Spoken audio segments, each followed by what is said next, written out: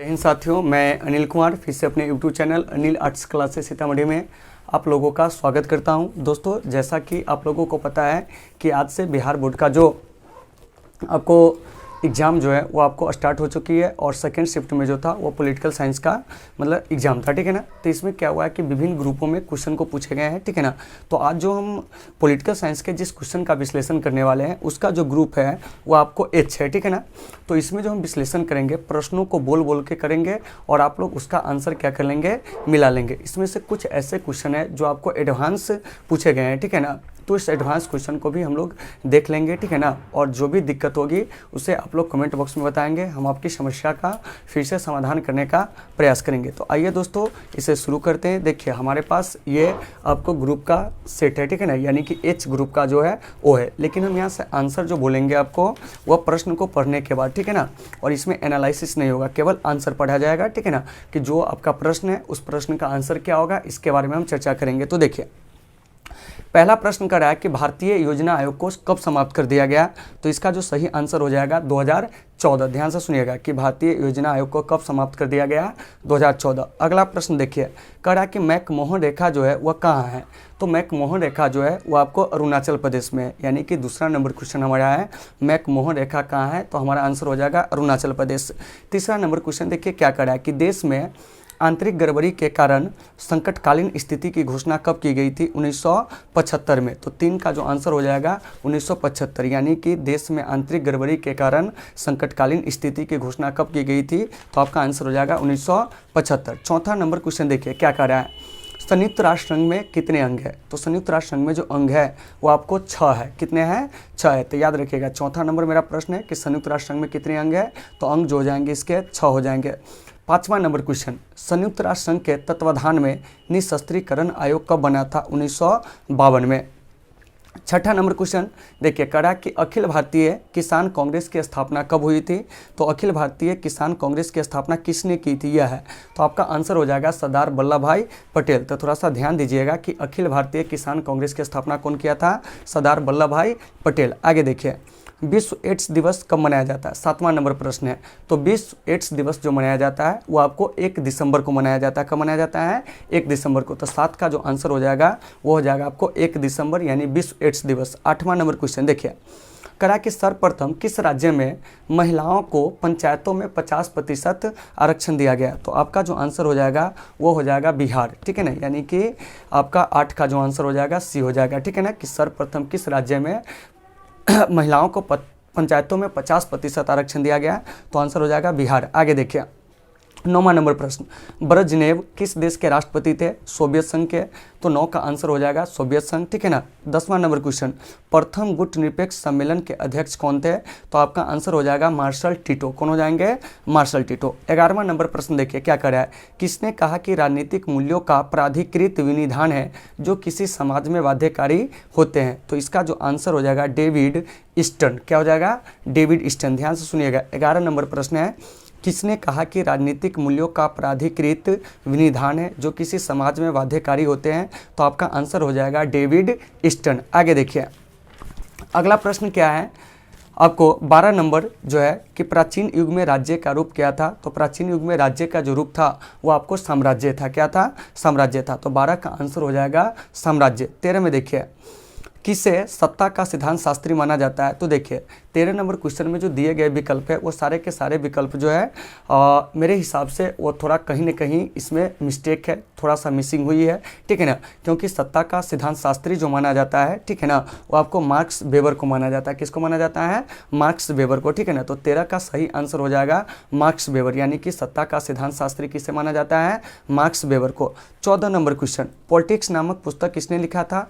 तो पॉलिटिक्स नामक पुस्तक जो लिखा था वो आपको अरस्तु लिखा था। कौन लिखा था, अरस्तु। याद रखिएगा कि पॉलिटिक्स नामक पुस्तक किसने लिखा था, अरस्तु। तो 14 का आंसर बी हो जाएगा। 15 किसने कहा कि मुझे स्वतंत्रता दो या मार दो। तो यह आपको अमेरिकी स्वतंत्रता संग्राम के दौरान जो था वो आपको थॉमस जेफरसन कहे थे। कौन कहे थे, थॉमस जेफरसन। तो 15 का जो आंसर हो जाएगा थॉमस जेफरसन, ठीक है ना।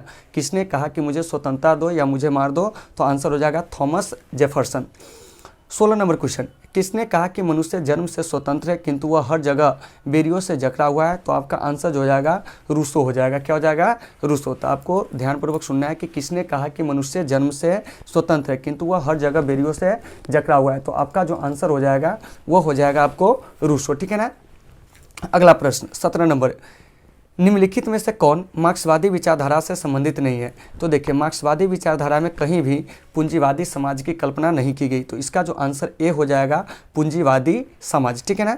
चलिए 18 नंबर क्वेश्चन, एक ग्रामर और पॉलिटिक्स नामक पुस्तक किसने लिखा है? तो देखिए, एक ग्रामर और ऑफ पॉलिटिक्स नामक पुस्तक जो है एच.जे. लास्की ने लिखा है। कौन लिखा है? एच.जे. लास्की। आगे देखिए, भौतिक समानता का अर्थ क्या है? तो वितरणात्मक समानता। क्या है? वितरणात्मक समानता, यानी कि जो हमारे समाज में जो भौतिक चीज़ें है उसका वितरण जो हो क्या हो कि सही ढंग से हो, समान रूप से हो, तो उसी को कहा जाता है भौतिक समानता। ठीक है ना। तो 19 का जो आंसर हो जाएगा सी, यानी वितरणात्मक समानता। चलिए 20 नंबर प्रश्न, किस सिद्धांत के अनुसार वर्ग विहीन समाज में ही न्याय उपलब्ध हो सकता है?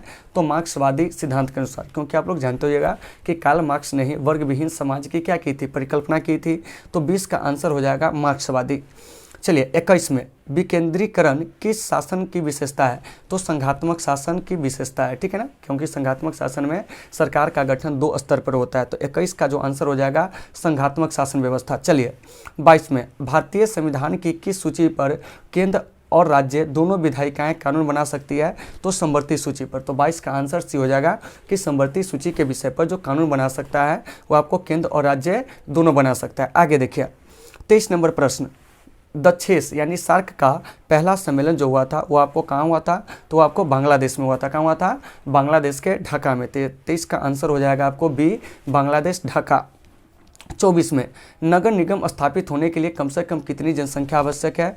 3 लाख से अधिक। तो 24 का आंसर हो जाएगा 3 लाख से अधिक। आगे देखिए 25 नंबर, भारतीय नागरिकता संशोधन अधिनियम 1986 के अनुसार जो व्यक्ति पंजीकरण के माध्यम से भारतीय नागरिकता प्राप्त करना चाहते हैं उन्हें अब भारत में कम से कम कितने वर्षों तक निवास करना होगा? तो 5 वर्षों तक। तो 25 का आंसर हो जाएगा बी, 5 वर्ष। चलिए 26 नंबर, हमारी नियोजन व्यवस्था जो है किस विचारधारा पर आश्रित है? तो हमारा आंसर हो जाएगा उदारवाद। क्या हो जाएगा? उदारवाद। ठीक है ना। तो 26 का जो आंसर हो जाएगा, ठीक है ना, सॉरी, देखिए क्या करा है कि हमारी नियोजन व्यवस्था किस विचारधारा पर आधारित है? तो हमारा जो आंसर हो जाएगा लोकतांत्रिक समाजवाद। उदारवाद नहीं होगा, लोकतांत्रिक समाजवाद, यानी कि 26 का आंसर सी हो जाएगा।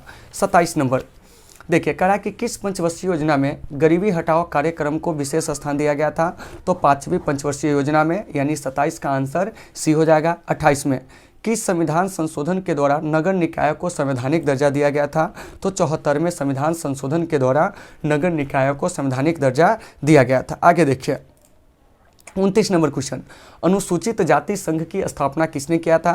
तो अनुसूचित जाति संघ की जो स्थापना किया था भीमराव अंबेडकर ने किया था। तो 29 का आंसर हो जाएगा बी। 30 में, भारत के वर्तमान राष्ट्रपति का नाम क्या है? तो भारत के वर्तमान राष्ट्रपति का नाम है रामनाथ कोविंद। तो 30 का हो जाएगा ए। 31 में देखिए कि प्राकृतिक न्याय का सिद्धांत निम्नलिखित में से किस तथ्य पर बल देता है? तो मेरे भाई 31 को इसको थोड़ा सा आप लोग भी देख लीजिएगा, हम भी इसे अभी कंफर्म नहीं देख पाए तो गलत आंसर बताने से कोई फायदा नहीं है। 34 में आइए, करा है 32 में, ठीक है ना। 31 नंबर ये था, 32 नंबर में आइए, न्याय व्यवस्था को सुरक्षित रखने में किस तत्व की सर्वाधिक महत्वपूर्ण भूमिका है? तो आपको प्रभाविक विधिक व न्यायिक व्यवस्था अगर हो तो न्याय व्यवस्था हमारा क्या रहता है? संरक्षित रहता है। तो 32 का आंसर जो हो जाएगा सी, यानी प्रभावी विधिक व न्यायिक व्यवस्था। चलिए 33 में, निम्नलिखित में से कौन सा अधिकार अंतःकरण की स्वतंत्रता पर बल देता है? तो यह अधिकार है हमारा मौलिक अधिकार। कौन सा अधिकार है? मौलिक अधिकार। ठीक है ना। तो कहीं ना कहीं इसमें थोड़ा सा क्या है कि क्वेश्चन में या तो मिसिंग है और नहीं तो इसका थोड़ा सा और हाइयर लेवल के थिंकिंग से इसको सोचना पड़ेगा कि आखिरकार ये कहना क्या चाह रहा है। ठीक है ना।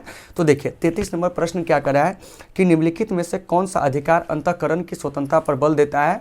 तो आपका आंसर हो जाएगा मौलिक अधिकार। ठीक है ना। तो 33 का मौलिक अधिकार हो जाएगा। देखिए 34 में, किसने कहा कि कानून के बल के बिना अधिकार एक शब्द की तरह है जिससे मनुष्य की कोई सुरक्षा नहीं हो सकती है? तो 34 नंबर क्वेश्चन को छोड़ दीजिए, आगे बढ़ते हैं।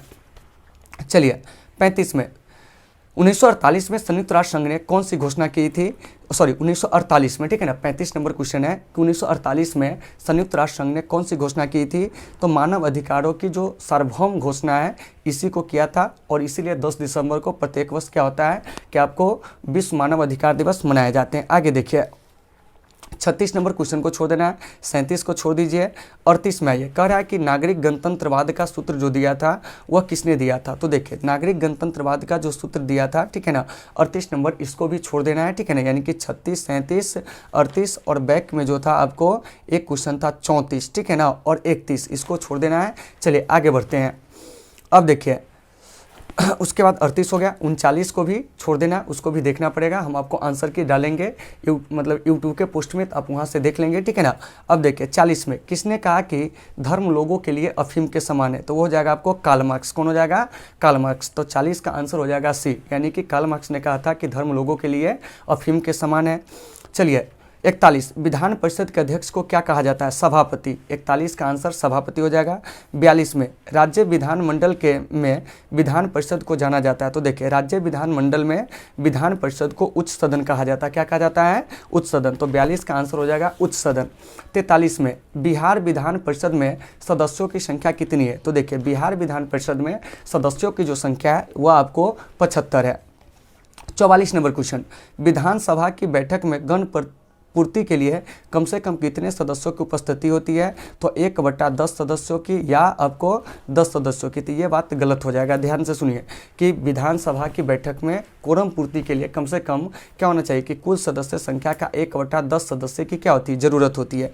तो इसका जो आंसर हो जाएगा डी हो जाएगा, अर्थात इनमें से कोई नहीं, क्योंकि 1/10 से सदस्य चाहिए, क्योंकि यहाँ ऑब्लिक में 10 सदस्यों भी दे दिया है जो कि गलत दे दिया हुआ है, ठीक है ना। तो 44 का आंसर हो जाएगा इनमें से कोई नहीं, क्योंकि विधानसभा की बैठक में गण के लिए आपको कम से कम 1/10 सदस्यों की क्या होती है, आवश्यकता होती है। चलिए 45 में एक साल में विधानसभा के कितने अधिवेशन आवश्यक है, तो 2 अधिवेशन आवश्यक है। ध्यान से सुनिएगा कि एक साल में विधानसभा के कम से कम 2 अधिवेशन जो है वह क्या है, आवश्यक है। चलिए 46 में मौलिक अधिकार का संरक्षक कौन है, तो हमारे यहाँ मौलिक अधिकार का जो संरक्षक है वो आपको सर्वोच्च न्यायालय है और उच्च न्यायालय भी है, ठीक है ना। तो यहाँ ऑप्शन दिया हुआ है सर्वोच्च न्यायालय, इसलिए इसका आंसर जो हो जाएगा सर्वोच्च न्यायालय, ठीक है ना। 46 का आंसर सर्वोच्च न्यायालय। 47 में भारतीय न्यायपालिका किस प्रक्रिया के अंतर्गत कार्य करती है, तो कानून द्वारा स्थापित प्रक्रिया, यानी कि 47 का आंसर आपका ए हो जाएगा। 48 में उच्च न्यायालय के न्यायाधीशों की सेवानिवृत्ति की आयु क्या है, तो देखिए उच्च न्यायालय के न्यायाधीशों की जो सेवानिवृत्ति की आयु है, मतलब रिटायरमेंट की आयु है, वह है आपको 62 वर्ष। तो 48 का आंसर आपका सी हो जाएगा 62 वर्ष। देखिए भारतीय न्यायपालिका का शीर्ष न्यायालय कौन है, तो वो आपको सर्वोच्च न्यायालय, मतलब 49 का आंसर बी हो जाएगा सर्वोच्च न्यायालय। देखिए और यह ग्रुप एच का सोल्यूशन हो रहा है, ठीक है ना।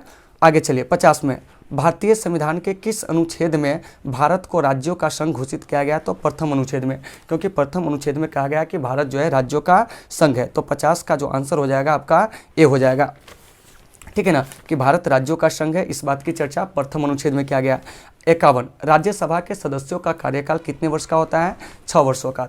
ये 51 का जो आंसर हो जाएगा 6 वर्ष, यानी राज्यसभा के सदस्यों का कार्यकाल 6 वर्ष का होता है। देखिए अब कह रहा है 52 में कि दोनों सदनों की संयुक्त बैठक की अध्यक्षता कौन करता है, तो वो आपको लोकसभा अध्यक्ष करता है। कौन करता है, लोकसभा अध्यक्ष करता है, ठीक है ना।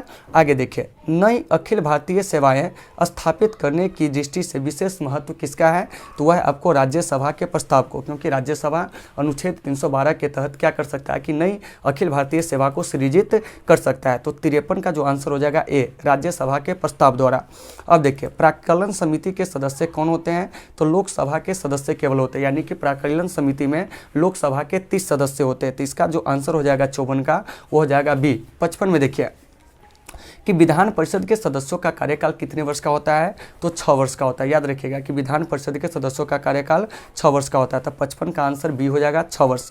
56 में विधान परिषद का सदस्य निर्वाचित होने के लिए कितनी उम्र चाहिए कम से कम, तो वो आपको 30 वर्ष चाहिए। तो 56 का आंसर 30 वर्ष हो जाएगा। चलिए 57 में भारतीय संविधान में संपत्ति सूची की प्रेरणा कहाँ से लिया गया है, तो आपको ऑस्ट्रेलिया से लिया गया। 57 का आंसर सी, ऑस्ट्रेलिया। 58 में निम्न में से कौन संघ सूची का एक विषय है, तो वो आपको रक्षा है। कौन है, रक्षा है। तो 58 का आंसर बी हो जाएगा। 59 में 42वें संविधान संशोधन द्वारा संबंधित सूची के विषय में कौन सा विषय जोड़ा गया था? तो आपको जनसंख्या नियंत्रण और परिवार नियोजन। तो 59 का आंसर ए हो जाएगा। 60 में भारतीय संघ में अवशिष्ट शक्तियाँ किसके पास है? तो वो आपको केंद्र के पास है। किसके पास है? केंद्र के पास। क्योंकि आपको बताया था कि संघ सूची के विषय पर जो कानून बनाते हैं हमारी संसद बनाती है, राज्य सूची के विषय पर राज्य विधानमंडल बनाते हैं, जबकि संबंधित सूची के विषय पर आपको संसद और राज्य विधानमंडल दोनों बनाते हैं। लेकिन अवशिष्ट सूची के जो विषय होते हैं उस पर केवल केंद्र सरकार बनाते हैं। तो 60 का आंसर सी हो जाएगा। 61 में शीत युद्ध के दौरान जर्मनी का एकीकरण कब हुआ था? सितंबर 1990 में, ठीक है ना। संयुक्त राष्ट्र संघ के प्रथम महासचिव कौन थे? तो वो आपको त्रिगवेली थे, यानी 62 का आंसर हो जाएगा आपको ए। 63 में ताशकंद समझौता कब हुआ था? ताशकंद समझौता जो हुआ था वो आपको 1966 में हुआ था। कब हुआ था? 1966 में, ठीक है ना। तो इस चीज़ को आपको देख लेना। 63 का आंसर सी हो जाएगा।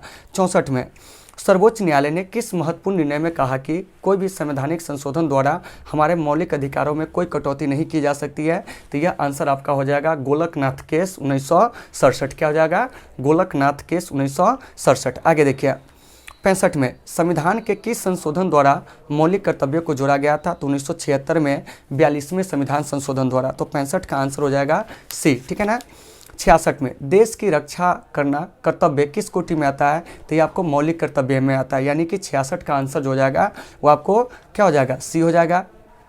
67 में देखिए चुनाव अंक कोटा निकालकर मतों की गणना किस प्रणाली के अंतर्गत की जाती है? तो अनुपातिक प्रतिनिधित्व प्रणाली के अंतर्गत, यानी कि 67 का जो आंसर हो जाएगा वो आपको डी हो जाएगा। 68 में कैबिनेट के मेहराब की आधारशिला किसे कहा गया है? प्रधानमंत्री को। तो 68 का आंसर हो जाएगा आपका बी, यानी कि प्रधानमंत्री को कैबिनेट की मेहराब की आधारशिला कहा गया है। चलिए 69 में राज्यों के शासन में किसे केंद्र का अभिकर्ता कहा जाता है? तो आपको राज्यपाल को। तो 69 का आंसर हो जाएगा राज्यपाल। 70 में राज्यसभा की सदस्यता के लिए न्यूनतम आयु कितना चाहिए? तो 30 वर्ष चाहिए। क्या चाहिए? 30 वर्ष चाहिए, ठीक है नहीं? तो इसका आंसर जो हो जाएगा 70 का बी हो जाएगा। 71 में किस विचारक ने युद्ध को क्रूर अनिवार्यता कहा था? तो यह विचारक था मैकियावेली, जो कि आपको इटली के थे। कहाँ के थे? इटली के, ठीक है ना। तो 71 का आंसर हो जाएगा मैकियावेली। चलिए 72 में किसने कहा कि शांति कैरो का सपना है? तो इसे छोड़ देना है, ठीक है ना। 72 छोड़ देना है। 73 में आइए अंतर्राष्ट्रीय शांति व सुरक्षा बनाए रखने हेतु 1920 में किस संगठन की स्थापना हुई थी? तो राष्ट्रसंघ की, ठीक है ना। तो 73 का आंसर हो जाएगा राष्ट्रसंघ, यानी कि 1920 में राष्ट्रसंघ की स्थापना हुई थी। 74 अंतर्राष्ट्रीय ऊर्जा अभिकरण की स्थापना कब हुई थी? 1957 में, यानी कि 74 का हो जाएगा आपको बी। 75 में भारत में प्रथम आम चुनाव कब हुआ था? 1952 में। तो 75 का आंसर हो जाएगा डी, यानी कि भारत में प्रथम आम चुनाव कब हुआ था? तो 1952 में। 76 में भारत में नई आर्थिक नीति की शुरुआत कब हुई थी? 1991 में। तो 76 का आंसर 1991। 77 संयुक्त राष्ट्र संघ की स्थापना कब हुई थी? 1945 में। 77 का आंसर ए हो जाएगा। और यह ग्रुप एच चल रहा है, ठीक है ना। अंतर्राष्ट्रीय न्यायालय का मुख्यालय कहाँ स्थित है? द हेग में। द हेग जो है नीदरलैंड में है। 79 में गुटनिरपेक्ष देशों का प्रथम शिखर सम्मेलन कहाँ आयोजित हुआ था? बेलग्रेड में। तो 79 का जो आंसर हो जाएगा डी हो जाएगा बेलग्रेड। 80 में किस वर्ष में पश्चिमी राष्ट्रों ने नाटो की स्थापना की थी? 1949 में। तो 80 का जो आंसर हो जाएगा 1949, ठीक है ना, कि नाटो की स्थापना 1949 में हुआ था। चलिए 81 में क्षेत्रीय दलों के शक्तिशाली होने से भारत में संघवाद का कौन सा प्रतिमान उभर कर आया है? तो ये आपको सहकारी संघवाद। कैसा है? सहकारी संघवाद। तो 81 का आंसर सी हो जाएगा सहकारी संघवाद। चलिए 82 संविधान का कौन सा अनुच्छेद संसद को राज्य सूची के विषय पर कानून बनाने की शक्ति देता है? तो अनुच्छेद हो जाएगा आपको 249, यानी कि 82 का जो आंसर हो जाएगा वो आपको डी हो जाएगा 249। चलिए 83 लोकतांत्रिक विकेंद्रीकरण का सुझाव कौन दिया था? बलवंत राय मेहता समिति ने। तो 83 का आंसर हो जाएगा बी। 84 बलवंत राय मेहता समिति ने किस अंग को अधिक शक्तिशाली बनाने का सुझाव दिया था? तो आपका जो आंसर हो जाएगा ग्राम पंचायत। 84 का आंसर ग्राम पंचायत। 85 में 73वें संविधान संशोधन द्वारा 11वीं अनुसूची में पंचायती राज संस्थाओं को कितने कार्य सौंपे गए थे? तो 29 कार्य, ठीक है ना। तो 85 का आंसर हो जाएगा आपका डी। इसके बाद है आपको 86 में 73वें संविधान संशोधन द्वारा भारतीय संविधान में कौन सी अनुसूची जोड़ी गई थी? 11वीं अनुसूची। तो 86 का आंसर हो जाएगा सी 11वीं अनुसूची। यदि राज्यसभा किसी संविधान संशोधन विधेयक पर लोकसभा से असहमत हो तो क्या विकल्प है? तो यहाँ पर विकल्प होता है कि संयुक्त बैठक द्वारा निर्णय लेकर क्या करना है कि संविधान संशोधन विधेयक को पारित करना। तो 87 का आंसर जो हो जाएगा वो आपको बी हो जाएगा। 88 संयुक्त राज्य अमेरिका में कुल कितने राज्य है? तो संयुक्त राज्य अमेरिका में कुल आपको अभी 50 राज्य है। 89 में जर्मनी का एकीकरण कब हुआ था? 1990 में। चलिए 90 नंबर क्वेश्चन, भारतीय संविधान के किस अनुच्छेद के तहत वित्तीय आपातकाल लगाया जाता? तो अनुच्छेद 360 के तहत। भारत चीन युद्ध किस वर्ष हुआ था? 1962 में हुआ था, ठीक है ना। तो 91 का आंसर डी हो जाएगा, 1962। चलिए 92 में भारतीय विदेश नीति का आधार स्तंभ क्या है? विश्व शांति, शांति सह अस्तित्व, पंचशील, इनमें से सभी, 3 में से सभी हो जाएगा। 93 परंपरागत सुरक्षा नीति में कौन से तत्व है? तो वो आपको शक्ति संतुलन हो जाएगा। क्या हो जाएगा? शक्ति संतुलन। तो 93 का आंसर ए हो जाएगा। 94 किसने कहा कि स्वतंत्रता हमारा जन्मसिद्ध अधिकार है? तो वह कहा था आपको बाल गंगाधर तिलक। 95 नंबर संविधान के किस अनुच्छेद द्वारा बंदी व्यक्तियों को संवैधानिक अधिकार दिए गए हैं? तो वो आपका अनुच्छेद हो जाएगा 22। क्या हो जाएगा? 22। ध्यान से सुनिएगा कि संविधान के किस अनुच्छेद द्वारा बंदी व्यक्तियों को संवैधानिक अधिकार दिया गया? अनुच्छेद 22। 96 में देखिए कहा कि भारत में किस तरह की कार्यपालिका है? तो देखिए भारत में अगर उसे कहिएगा तो नाम मात्र की कार्यपालिका है, क्योंकि यहाँ पर देखिए कि संघ की कार्यपालिका शक्ति जो है वह तो राष्ट्रपति के हाथों में है, ठीक है ना, लेकिन उनके सारे शक्ति का जो प्रयोग करता है वो आपको कौन करते हैं? प्रधानमंत्री। इसीलिए इसका आंसर जो हो जाएगा ए हो जाएगा कि भारत में किस तरह की कार्यपालिका है? तो 96 का आंसर हो जाएगा नाम मात्र की कार्यपालिका। देखिए 97 भारतीय संसद के उच्च अथवा द्वितीय सदन को क्या नाम दिया गया है? तो राज्यसभा, ठीक है ना, यानी कि राज्यसभा को द्वितीय सदन कहा जाता है अथवा उच्च सदन कहा जाता है, या आपको अपर हाउस कहा जाता है। 98 लोकसभा में बिहार के सांसदों की संख्या कितनी है? तो आपको 40 है। क्या है? 40 है। तो 98 का आंसर ए हो जाएगा। 99 संविधान के किस अनुच्छेद के तहत राष्ट्रपति 2 आंगल भारतीयों को लोकसभा में मनोनीत करते हैं? तो अनुच्छेद 331 के तहत। 100 नंबर साधारण विधेयक को राज्यसभा कितने दिनों तक रोक के रख सकती है? 6 माह तक रोक सकती है। तो देखिए मेरे दोस्त, आज जो क्वेश्चन पूछा गया था इसमें से 10 क्वेश्चन ऐसे हैं जो आपको एडवांस पूछे गए थे, बाकी क्वेश्चन जो है वो आपको सामान्य है, और बाकी क्वेश्चन जो है 90 ऐसे क्वेश्चन है सिर्फ कथन कारक को छोड़कर जो हमारे नोट से बिल्कुल मिला है। आप हमारे नोट से भी उसे मिलाकर आप देख सकते हो। अगर आपको किसी प्रकार का कोई समस्या हो तो आप क्लास में आकर भी एनालिसिस कर सकते हैं। तो चलिए दोस्तों, आज की इस क्लास को यहीं पे विराम देते हैं, फिर मिलते हैं अगले क्लास में। जब तक के लिए आप सबों से सुविधा, take care all of you.